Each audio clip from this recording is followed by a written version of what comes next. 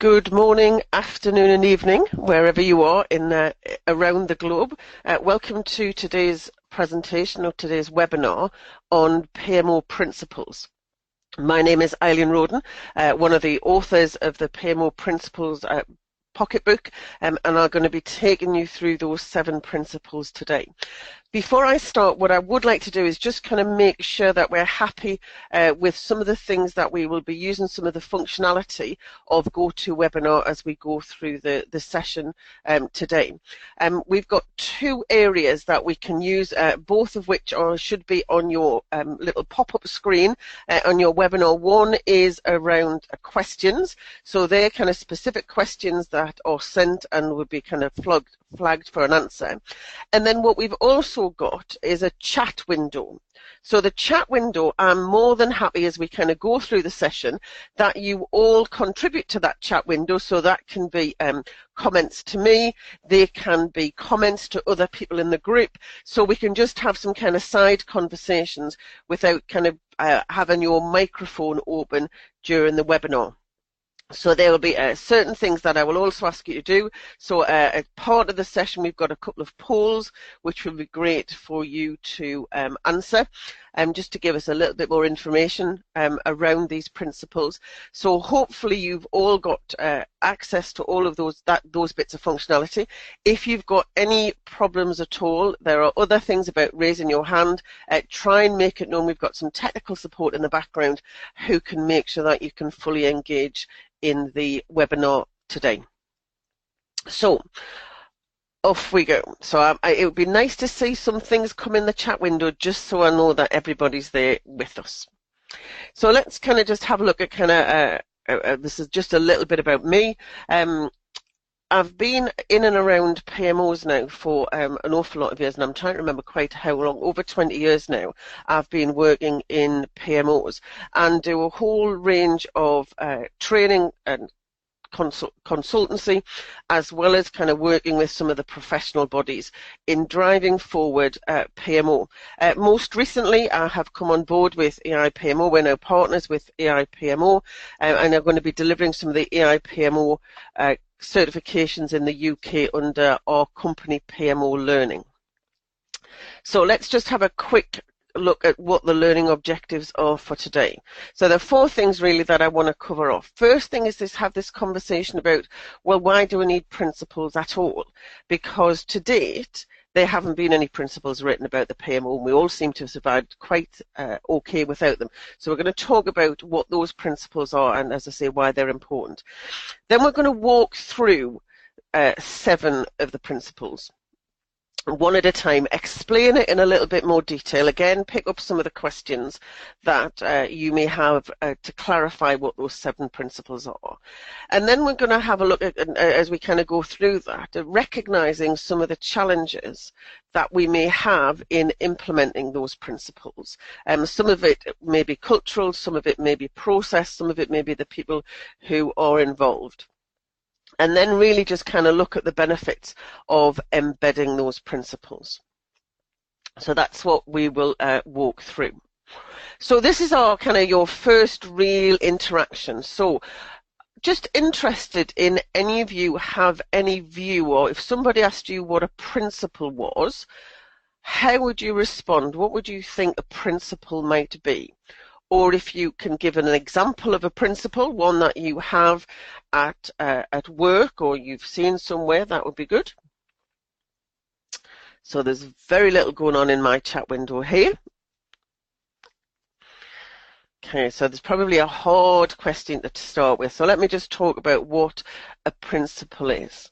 So a principle is described as a concept or value that guides action and behaviors and can apply to individuals, organizations, and societies. In many organizations, what we have is an awful lot of rules and procedures. So these are kind of ways of working that are predefined by the organization to help individuals know what to do in a whole variety of situations. So we may have some quite simple flowcharts with instructions in terms of when the phone rings, everybody must pick up the phone and use a standard greeting to greet those individuals. And there are a number of organisations that I say have that standard words to say whoever picks up the phone. In other organisations, instead of having rules, they have a general principle that says, when you pick up the phone, say your name and be polite and cheerful. So it's not telling you exactly what to say. What it is telling you is how to behave and the type of actions that it's expecting of you. And in lots of parts of the role in a PMO, some of those rules and having some rules to tell us what to do and how to do things and how to respond to certain situations. So happen if a project goes outside of tolerance, who that needs to get reported to via what escalation route. Some of those kind of rules are actually kind of quite helpful. But as we get into more complex situations, then actually it becomes very difficult to document every single rule around every single position or every single situation that would arise, because there are just too many to document. So what we need to do, as you can see from the slide here, as the complexity increases, yes, and the whole change complexity increases, and some of the tools and techniques that we use are perhaps not standard, we actually need to move to a more principle-based way of working. So when we've kind of looked at some of the rules and kind of guidance around PMOs that has been documented in a whole range of publications over the last few years, what we often find is they don't apply to every single organisation. They apply to certain organisations, they apply to certain size PMOs, they apply to project officers, they apply to program officers, or they apply to portfolio officers. And we're really struggling to have something at a kind of a detailed level that we can say is truly globally applicable. So these 7 principles we've said actually apply regardless of the size or the scale of your PMO, whatever that is, whether your P stands for project, program, or portfolio. And Stephen Covey, in his Principle-Centered Leadership book, stated that principles need to be universal, they need to be self-validating, and they also need to be empowering. So from a universal perspective, what we say is that they apply regardless, as we said, to the size and scale of the PMO. We also, in terms of self-validating, they have proven their value over time, and the research that has gone into pulling these principles together has been a mixture of both academic and practitioners who've seen the value and seen these evidenced in a number of PMOs, so they have been over time. And also they're empowering, so they help in resolving challenges and problems when things get difficult and we haven't got a specific kind of procedure to follow for the activity that we're undertaking. So I hope as we kind of go through this process that you can find some resonance with the conversations that we're going to have around the 7 principles. And I'm really interested in the chat window just to see if you've got anything, whether you disagree or whether you've got some examples or whether you've got some situations where you thought, actually, if we understood this principle and had it empowered in our organisation, it would be really useful. So let's go on to the first principle. So the first principle is about senior management sponsorship and engagement. So we're stating that the scope and effectiveness of the PMO is defined by the level of sponsorship engagement from senior management. So any PMO that sits in an organisation, wherever it sits, whether it be at senior level or whether it don't be at kind of an individual departmental level, it gets its authority to do what it does by the engagement it has and the sponsor it has from senior management. Now, it's always kind of interesting in terms of kind of how we get that engagement by senior management. Sometimes a senior management will come and actually kind of hunt out people and say, we need a PMO and we need you to do these services, we need to provide these services to our project organisation. In other situations, it's actually quite important for us to talk through why the organisation can actually benefit from having a PMO and the specific services that it can offer. And very often when we have those conversations, we can't actually use project and program terminology. We really need to have those conversations in the business language or the organisation language that the management use on a regular basis. So we recognise how we can help them solve the problems that they're having in their organisation. And I have to say, having spent a number of years trying to engage with senior management and trying to demonstrate how it adds value to the business, there are some times when that can be successful, and what happens is that engagement actually leads to active sponsorship, where the individual, the senior manager, actually then decides that they would like to support the project manager and provides the funding and the authority to actually get on and deliver some of those services. Sometimes what we find is that actually some of the senior management, although they may not sponsor the whole PMO, what they may do is sponsor just one individual service within that. So in terms of, if we just look at this 4-box model that we've got there, engagement, where they're going to be for just one single PMO service, is really like to be somebody who's going to use that service and going to be the recipient of that service. So we will always have to have engagement with the individuals who are going to be our customers. Where that engagement goes actually into sponsorship would be examples where the finance department might want to deliver a standard set of costings per project. So they would potentially become the sponsor for that service. They would work with the to help us to determine what that service would look like, who it would be offered to, and the level of support it would need. And they would provide the support for that particular service. Where we're looking for support as an entity, really comes from an individual, hopefully somewhere on the board, who recognises the value that PMO will bring to the organisation and actually has accountability or has a real vested interest in the successful delivery of the projects and programmes in that organisation. So they would be our senior sponsor, and they would work with the PMO and the PMO manager to agree of services that were going to be provided by that PMO. So you're absolutely dependent on sponsorship, but you will also need to do engagement with both the senior management but also the customers of the service that is being provided.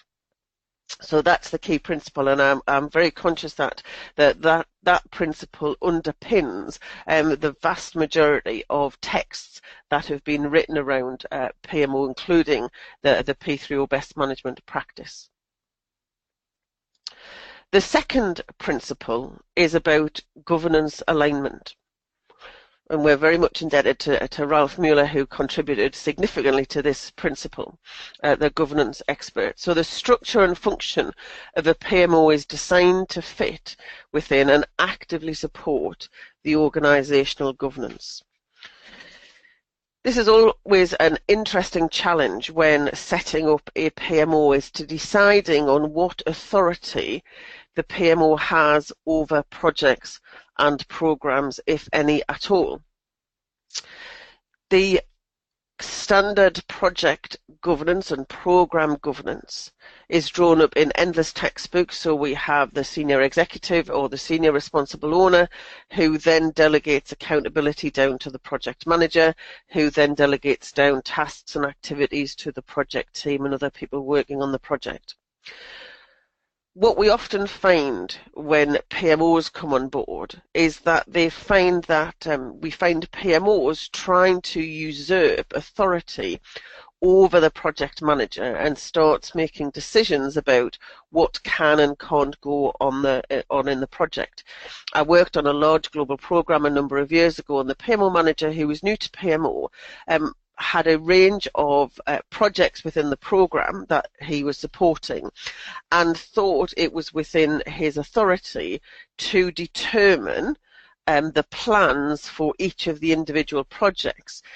Doing that really kind of upset lots of the project managers who wanted to take their true accountability to go back to their sponsors to identify the work that was involved in delivering their projects. So we need to be very careful when we set up PMO. We understand what the escalation routes are from projects, and we don't kind of put that into misalignment. So there's a couple of just a table which may help just to kind of see where we have governance activities and where we actually have to sit within a PMO manager role and live with the governance that's already in place. So if we look at some of those kind of governance activities, we may design and determine PMO policy, and we work with the sponsor, the PMO sponsor, to PMO strategy, goals and objectives of the PMO mandate. When we're down as the PMO manager, our responsibilities change to things like communicating the policy, manage the phase gates and/or reviews.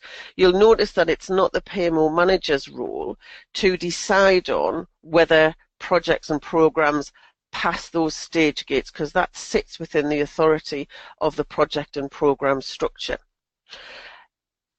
However, we may not be able to make those decisions. What becomes quite interesting is how much influence we can gain over a period of time, and this will come on with one of the later principles. In another organisation where I worked at when I was PMO manager, we would organise the phase gates. We would make sure that the project was ready to go through that. We would make sure we had the senior management there to go through that and all the kind of documentation. And at the end of the presentation, the finance department, who were looking to release funds for the next phase, would turn to me and say, Eileen, do you think they're ready to go through? And I would say, no, they're not ready to go through because of A, B, and C. And finance would turn to the project sponsor and the project manager and say, I'm sorry, but the money is not going to be released yet. And the project manager and the project sponsor would say, well, Eileen, why have you decided that this project is not going through? And I'd say, I haven't decided the project is not going through and not getting the money released. That was actually determined by finance. But what they looked to me was for advice on guidance. And that was all I could give. So I had no authority to stop the project. I had no authority to release the funds. But because they understood my view of the projects and my credibility, then they would take my advice and guidance on board. So from a governance alignment perspective, we need to be we sit within organisational governance and some of the project and programme governance that needs to be there to deliver the projects. And we can enable some additional governance around some of the deliverables that are produced from the PMO. So the third principle is about the information that we provide as a PMO. Now, whatever, we always talk about the roles and functions of a PMO differ from organisation to organisation. And again, one of the principles we'll come to. But I don't believe there is any PMO that actually functions without being responsible for the provision of information, either information to the project team or information up to management. And we need to be quite clear that the information that we provide is consistent, accurately, and transparent. And we'll talk about the transparent aspect in a moment. But just looking at some of the other information that we just need, or the other kind of characteristics of the information that we provide. That information that we're going to be providing to senior management and into project management is going to be used in order to make decisions. If we provide them with inaccurate data or late data, we are actually going to be driving poor decisions in the organisation. There is not an insignificant task to identify the sources of the information that is going to be provided and ensure that that adheres to a certain number of characteristics about being clear what the age of that data, what age of that information. So when was it last updated? We also need to be clear about who updated that information and about making sure that comes from the person who is accountable for maintaining that information. What we don't want is a bunch of, from a PMO perspective, is to deliver a range of systems that allow anybody to go in and change the data that is not theirs to look after. So we need to make sure that that data is accurate, and we need to make it consistent. Very often I go into organisations and we start having a look at the systems that support project management, and there may be a risk management system, there may be a finance system, there may be a benefit system, a requirement system, a whole load of SharePoint drives, and what we find is that one piece of information is held in each of those systems, and more entertaining is that it's held differently in each of those systems. So we need to make sure that we have access to a single source of truth, define what that is, and make sure that we take the information from that particular system and hopefully prevent it being used from other systems. The timely aspect is quite interesting in terms of looking at how often that information is updated. Very often in organisations, the project teams have access to a system and they can update it dynamically every day, 24/7. What we don't want to do is start extracting some of that information for provision to senior management on, say, a Thursday afternoon before the project manager sits down, say, on a Friday to do that update. So we can do that through process and through education, about make it very clearly understood about when the information is going to be extracted that's going to provide the information for the decision making. Again, in an organisation where we had a large dynamic system to support the project managers, it was a global system, had all the information in all of the projects and all of the programs. Quite rightly, we provided the project managers with access to that 24/7. They were also aware that on Friday night at midnight, we would take a copy of that database and store it somewhere. And therefore, when senior management had access to that information, they knew they would have access to the copy of the database, so they knew the information was static, but they also know the data was up to date as of last Friday. So again, we provided that kind of functionality for the project managers to do it dynamically. They also knew that actually it was really good to get their updates done by close of play Friday, so the senior management would have the latest information. So did want to touch on this kind of transparent information. It's really important that as a PMO we can demonstrate the provenance of the data, so where it's come from, which system it's come from, who has had access to it, and if any processing has happened to that data.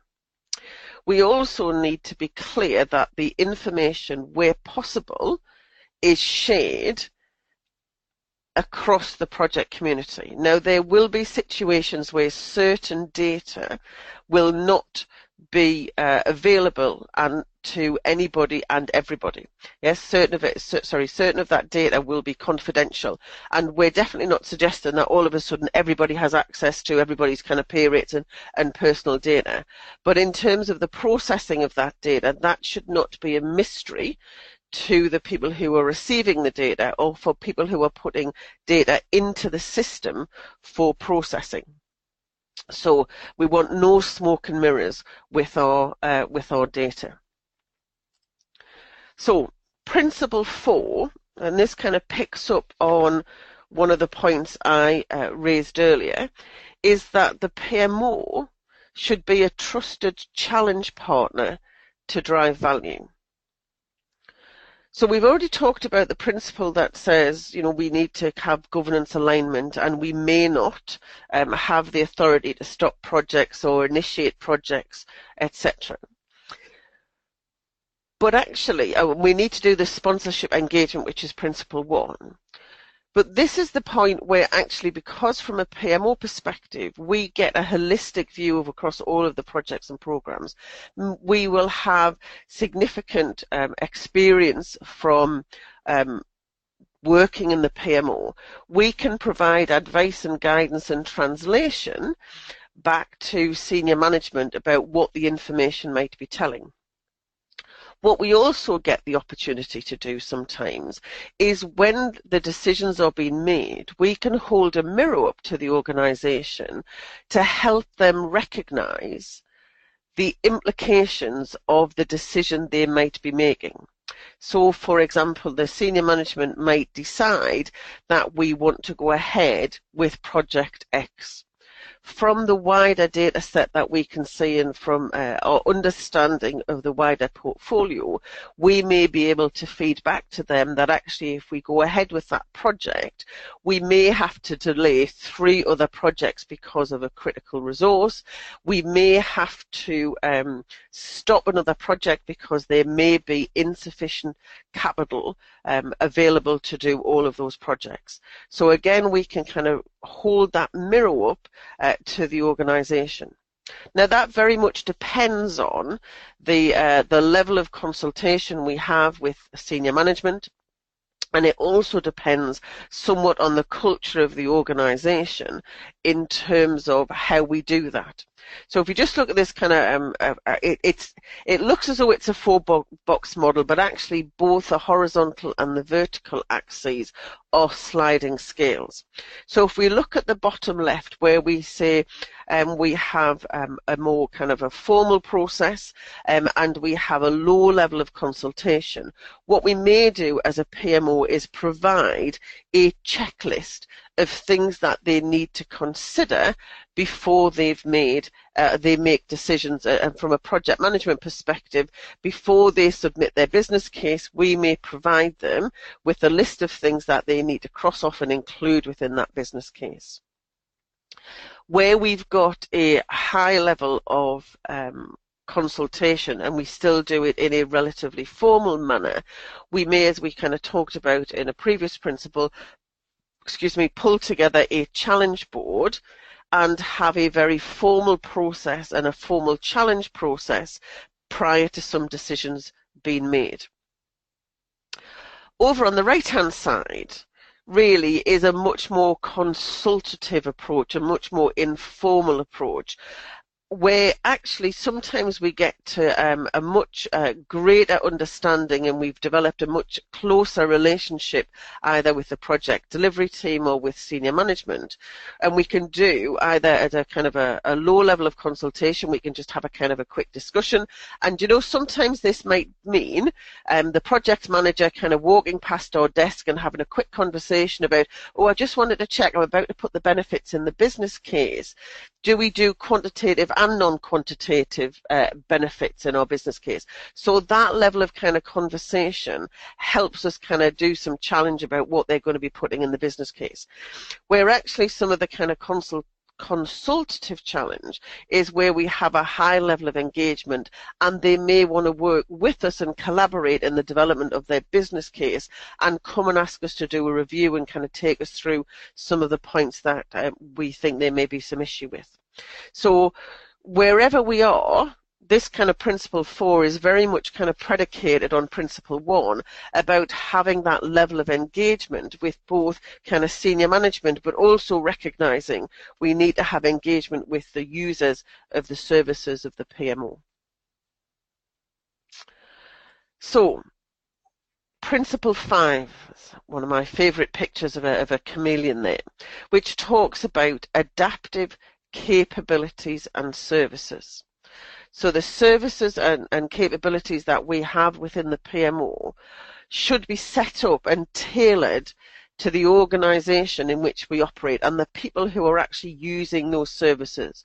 So one of the fascinating facts about the chameleon is it can change its appearance to suit the environment within which it sits. So regardless of the color and the kind of the shading and the sometimes mottled effect, the chameleon has this amazing ability to shift itself or to kind of change its skin to suit that environment.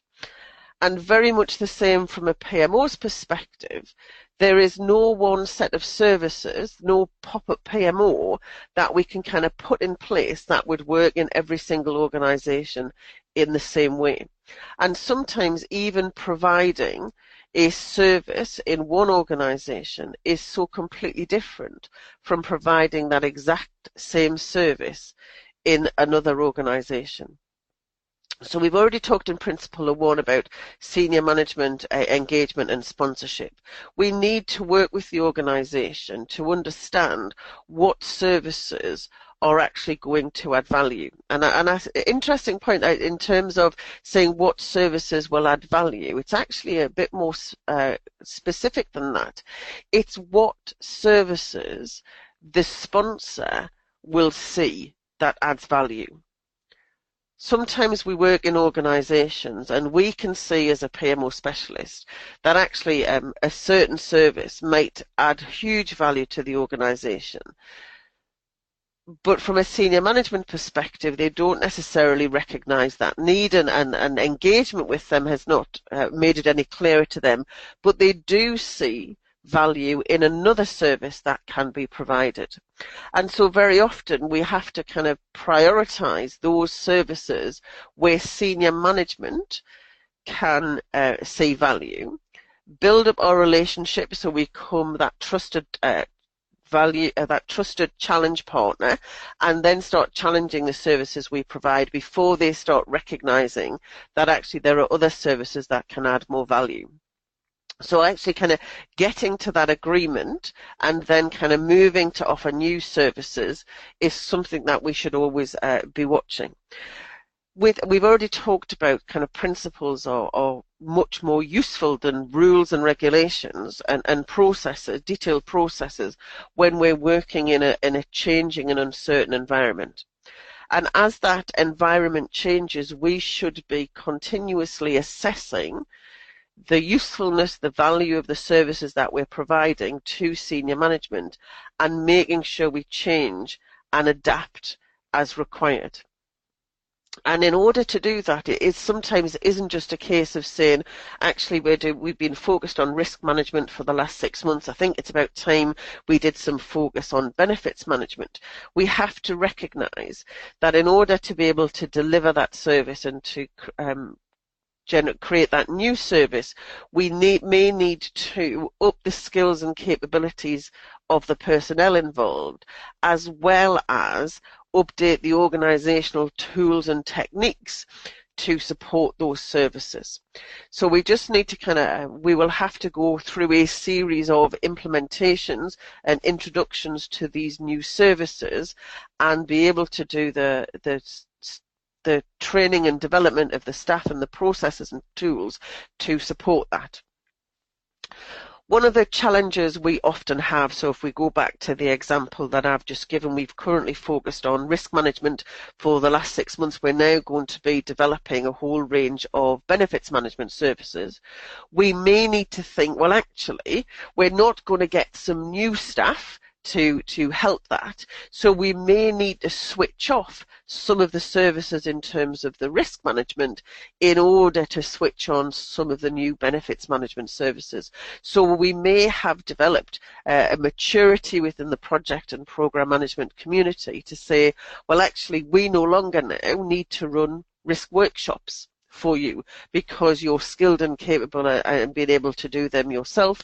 Or we may say that actually we're not going to provide an administration service and maintain risk registers. That now needs to be taken into the project. So we need to not just kind of change the services or introduce new services, we may have to kind of switch off some of the old services. What we do need to remember is who the sponsor is for those services, so we go back and have the conversations with the sponsor so they understand the implications of introducing those new services and they buy into the new range of services that are going to be provided by the PMO. So that's Principle 5. I'm conscious that there's not been anything in the chat window, so if somebody's if you're there, feel free to contribute into that chat window. Principle 6 is about leading by example. Excuse me, very often I go into an organisation and we're sitting in the PMO and we're working with senior management and they're already in the process of rolling out project and program management in their organization. And I ask them to see the project plan for that introduction. And they look at me blankly as if, well, why would we have a project plan? We're just rolling out project management. What becomes really important is that from a PMO's perspective, that we demonstrate and are an advocate for both behaviours and also the processes and systems that we're expecting the programme and project community to use. We can't be saying to the project managers, you must always have a risk register, you may almost have a project plan, you need to have resources allocated to each of the tasks on your plan. When we sit there running or trying to roll out a new service, perhaps the benefits management service, to that organisation, rightly so they can challenge us to say, well, surely that's a project, start, a middle and an end. It's got some defined objectives and some benefits from rolling that service out. Why are we not using the project management process? Why haven't we got a risk register? And why have we got tasks in our plan that are not allocated to any individual resource? So we cannot sit there in a white ivory tower telling everybody else how good project management is, and it would be really beneficial to your project to kind of use the systems and processes that are available from the PMO when we do not demonstrate the value of them in the projects that we run or we deliver out to them as well. The other thing that I also think is really useful from a PMO perspective, some of the project and program managers that we interact with may well be running multi-billion euro projects. They will also be doing large transformational change. We often will be implementing new service, maybe a smaller project, but it's quite useful to be able to demonstrate how the processes and the systems actually can be tailored to suit different sized projects and programs, and therefore are always applicable in the organization. So, as I say, we should be there and we should be leading by example.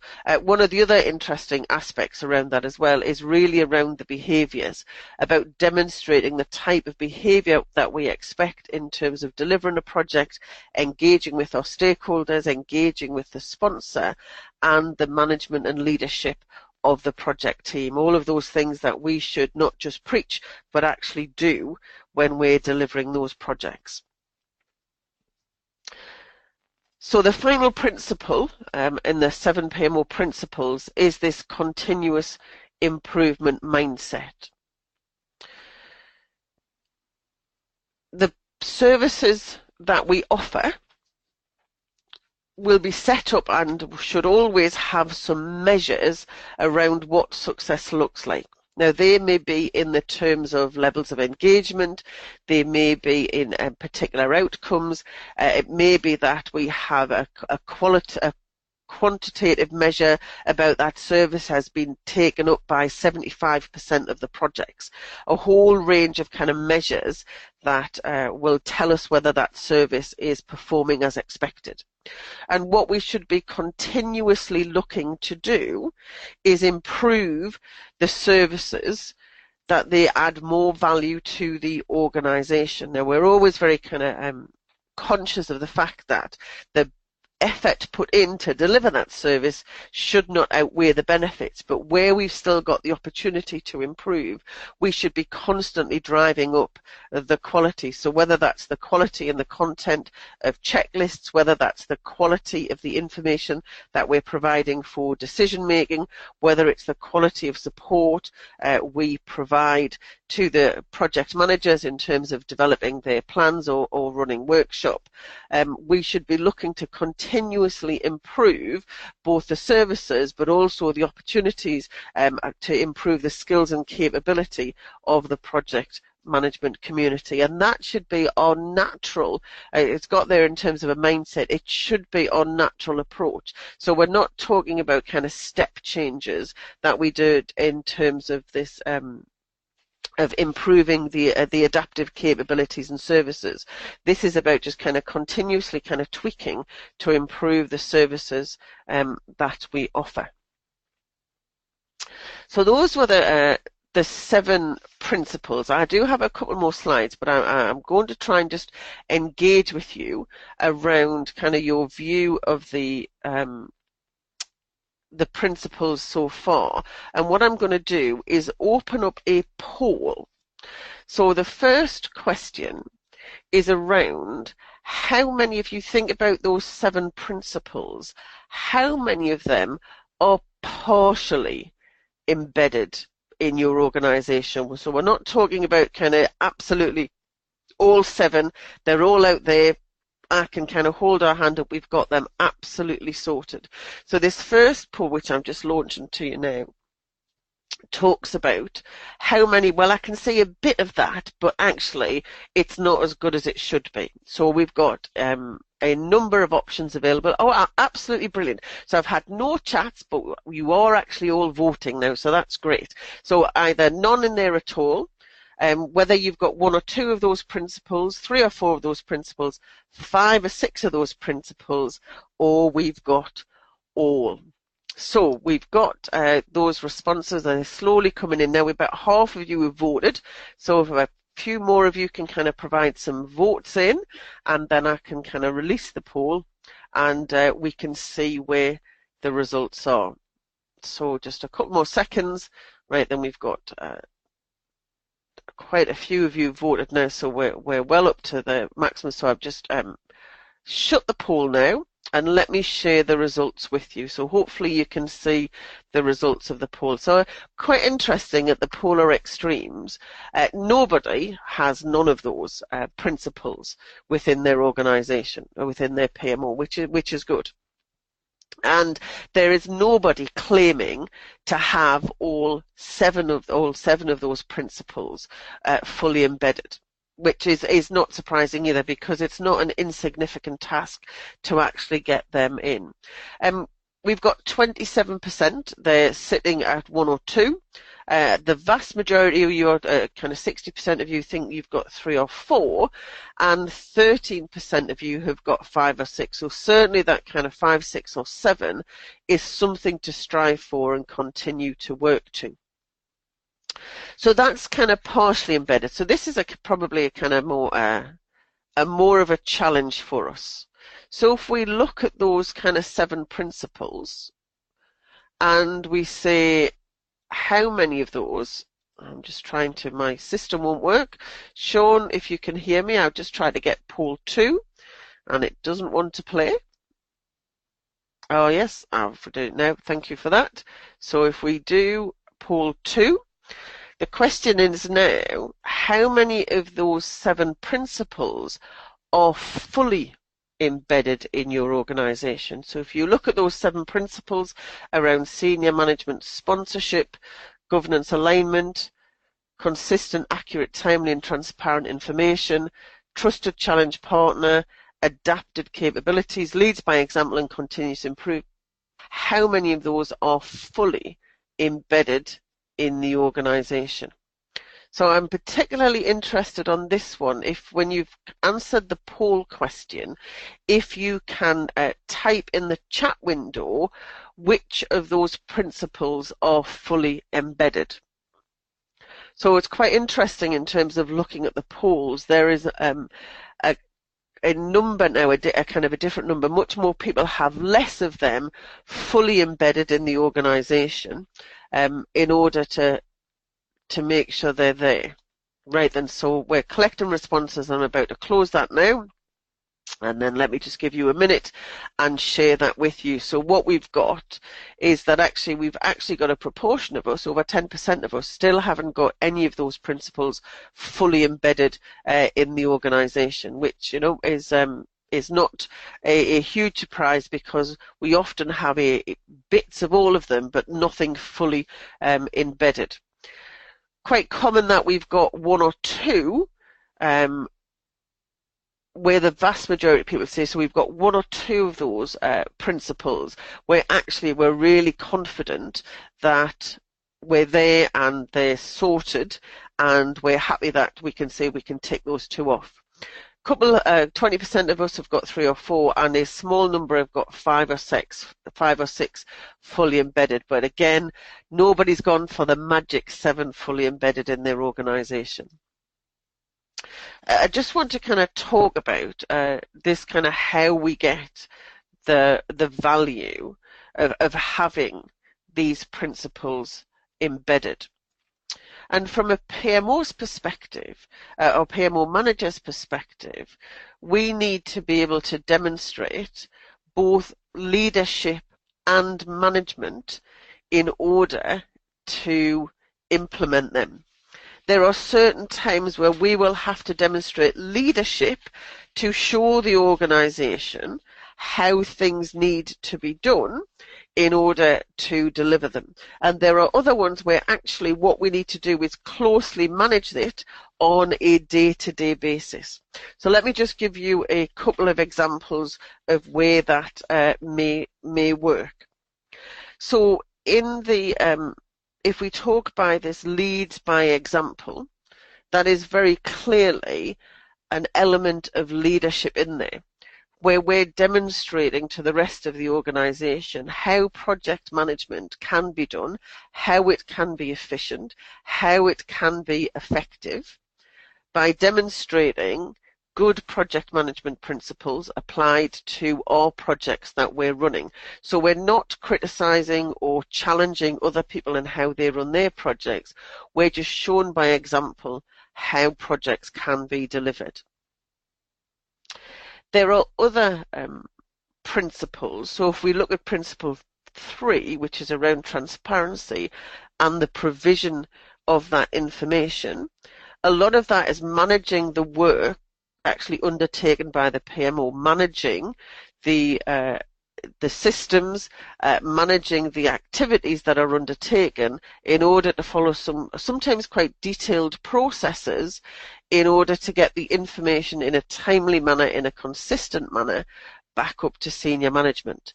And it really goes to demonstrate the range of skills and capabilities that are required by PMO managers in order to have a successful and mature PMO that adds significant value to the organisation within which it is delivering its services.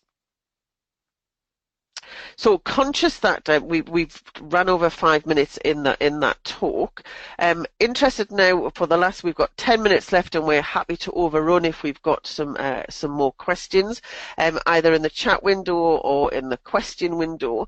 Any questions that you may ask, any comments that you may want. See now you've got some things there. Yes, you've got principles 1, 3 and 7 embedded in your organisation, which is great. Somebody's got information management and governance alignment sorted in their organisation, which is also good. And somebody else has got continuous improvement and leads by example fully embedded.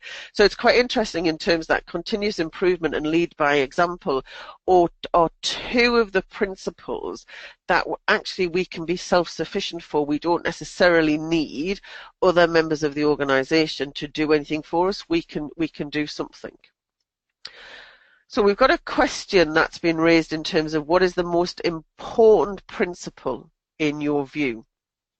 So quite interesting when we did the principles, and I have to say there was 3 of us involved. There was myself, Dr. Robert Jocelyn and Dr. Ralph Muller, who were pulling these principles together. And we did talk long and hard about the order in which the principles were and whether any of the principles were more important than the other one. And although we weren't precious about the order, the one thing that became really clear was principle 1, which is about sponsorship and engagement. If you don't have that, you're not going to be in a position to be able to have any of the other 7 principles, because the PMO is not going to be able to provide the services it needs to the organisation. So it's important because the other 6 are predicated on that first principle. So I'm just going to quickly whiz back to the first two principles because somebody said they missed the first two. Just to let you know that these the webinar will be available after the event, so you can go back and catch up. But the first two principles that you missed, one was senior management sponsorship and engagement, and second principle was about governance and alignment. So those are the two that you missed, and they can be kind of picked up. So we've got another question that's kind of come from the audience, which is about how can I use these principles with my team.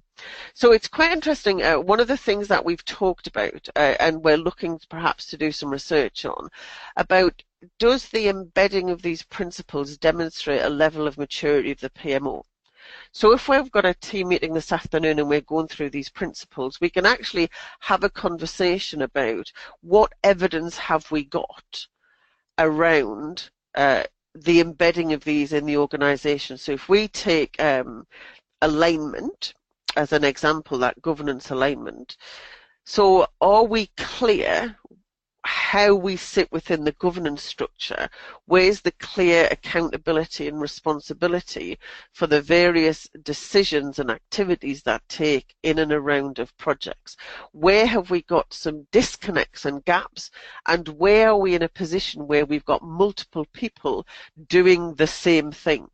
So quite interesting. I worked in an organisation a while ago where we had a system, our procurement system, was set up in a particular way that kind of flaunted some of the project governance. So, for example, I, as a project manager, would make some purchases against a project, and rather than approval being agreed by the sponsor, the only person who could approve any spend was my line manager. So we had a complete disconnect between the systems and the governance that was embedded within the project systems versus the governance structure and decisions that sat outside of the systems. So some of those kind of things we can actually do the analysis and talk about, well, actually, what do we need to do in order to embed this further? And some of it will be some of it will be systems changes, some of it will be adding new services, some of it will actually go back to the very first principle,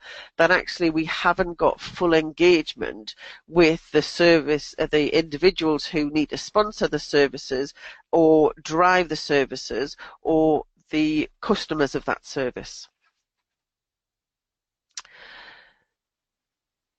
So there's an interesting one, a comment there. We've got that kind of PMO's focus on the future and not the past.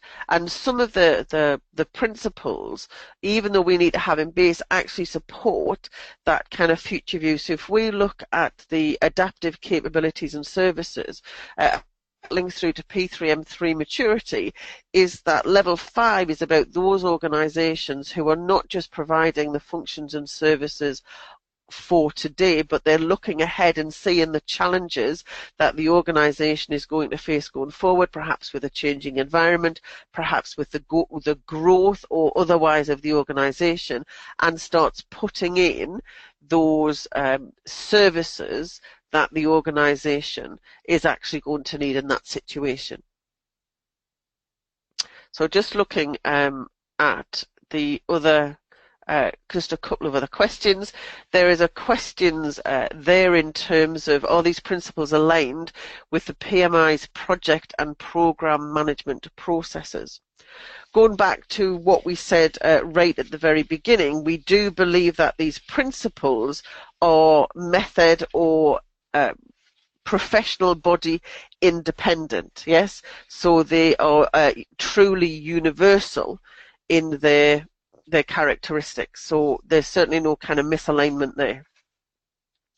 So in terms of, go on to kind of this next slide, we have formally published the PMO principles in a pocketbook. It's now available on Amazon. You can either download that down to your Kindle, or you can purchase a hard copy. Okay, so just a final question that we've got. Oh no, we've got a few more questions coming in, which is fine. So do we need to be a certified PMO in order to have an effective PMO? The answer is no, but it's certainly.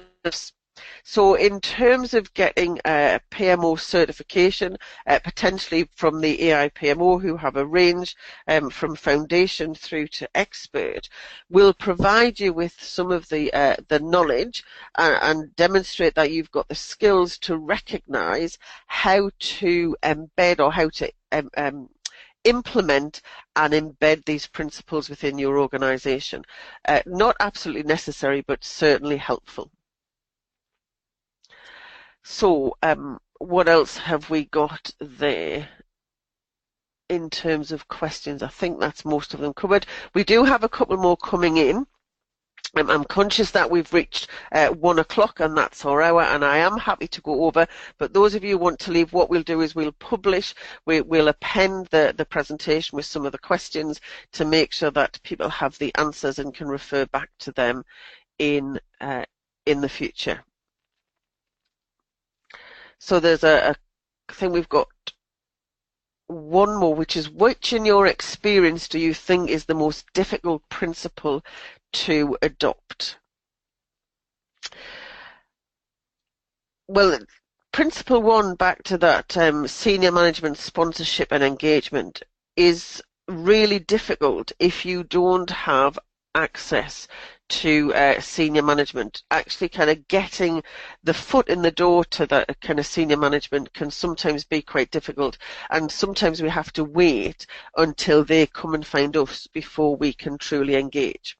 But in terms of kind of processing, and one of the ones that, in my experience, that was hugely difficult to implement was actually principle 3, trying to get a consistent, accurate, timely and transparent data across. At the time I was working for a global organisation, trying to get that across all of the information across the globe took a significant, not just of effort, but a redesign of the systems and processes and accountability. And more importantly, was actually engagement with other parts of the organisation. So we had to, for example, work very closely with finance. So any of the project finance information was held in a single place, and that the project managers didn't see the finance report and didn't recognise any of the numbers, but finance didn't had a clear understanding of what information the project had access to and could update.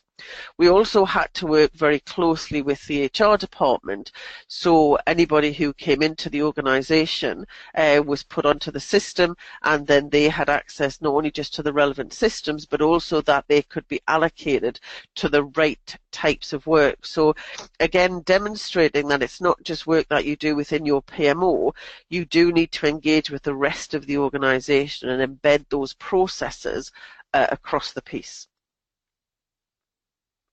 So hopefully that's answered your questions. If you do have any other questions, if you can you contact Causal Capital, they will kind of get in touch and we can provide some answers for you.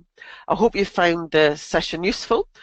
We will be providing, or we will be sending you out a questionnaire after this. So if you've got any comments or feedback, do that. If you've got any subjects that you want covered off in future webinars, do that as well. It's been a pleasure to talk to you. Thank you very much for your time and attention.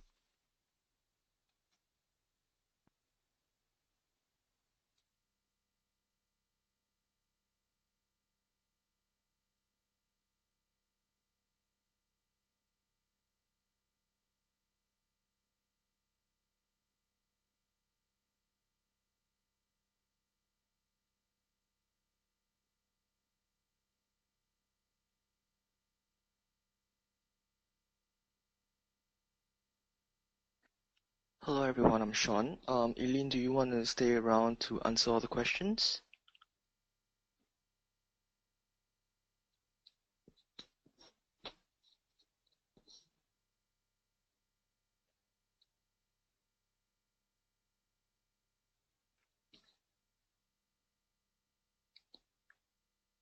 Okay, I think Eileen has left. So what we're gonna do is we're gonna end the webinar session. So if you have any other questions, you can email it to us at info@causacapital.org, and we will get back to you via email. All right, thank you very much for attending this webinar. We will hope to see you again in our next webinar.